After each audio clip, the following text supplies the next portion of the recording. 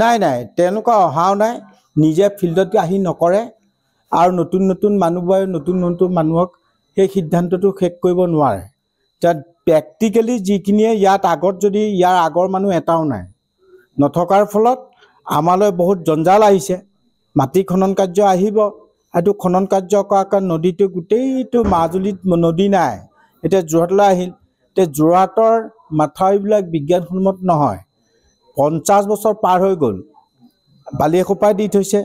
যদি এইটো এতিয়াই যদি ডিচিশ্যন নলয় যোৱা বছৰতকৈ যদি ডাঙৰ পানী হয় যোৰহাটটো নাথাকে মানে এইটো মাথাউৰিটো ছিঙি যাব গোটেই পানী কাণটো গুচি আহিলে মই দেখিছোঁ মাজুলীলৈ গৈ বেচামৰাৰ পৰা গোটেইটো এতিয়া মাজুলীত নদী নাই এইটোৱে মেইন নদী হ'ল 5 নম্বৰটো নিমাতী ঘাটৰ পৰা সেইকাৰণে অনুৰোধ কৰিছোঁ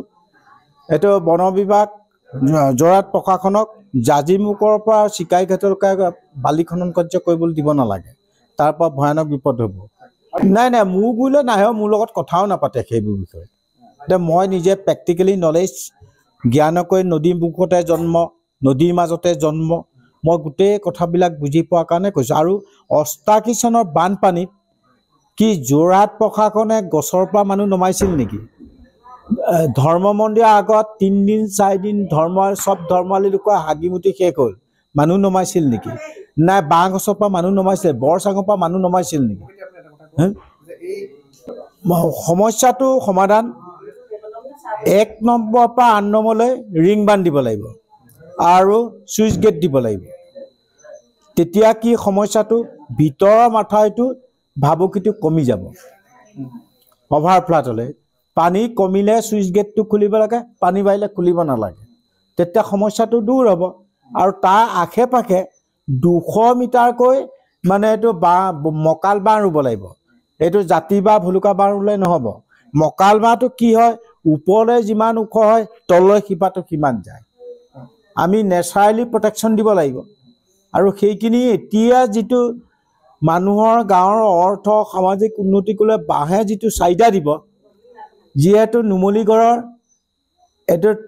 টাৰ্মিনেল যিটো এতিয়া অইলৰ ৰিফাইন হৈছে এইটো বাঁহৰ প্ৰজেক্ট আছে সেইটো তেতিয়া উত্তৰে দক্ষিণে ব্ৰহ্মপুত্ৰ উত্তৰে মকাল বাঁহ ৰুলে কি আপত্তি আছে নেকি আমি কংক্ৰিটৰ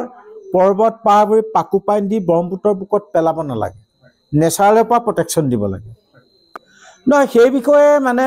তেলেংগানা MP কৰুণা ৰেড্ডীয়ে মানে ক'লে যে আপোনাৰ নামৰ 25 লাখটো গছ পুলি ৰুবলৈ কিন্তু সীমাটো মোৰ জেগাটো মাজুলীত পৰে বুলি কয় প্ৰশাসনে এইটো পইচাটো ঘূৰাই দিলে কিন্তু মাজুলীলৈও নিদিলে কিন্তু এইটো মোৰ নামতে আহিছিলে মোৰটো কৰিব লগা আজি যোৱা বছৰৰ কথা 2024ত পইচাটো ঘূৰি গ'ল ঘূৰি যোৱাৰ কাৰণে আকৌ আহিল এতিয়া বায়'ডাইভাৰ্চিটিত এজন বম্বে এজনে যে এইটো আপোনাক ৰিচাৰ্চ চেণ্টাৰ এটা তাত দিম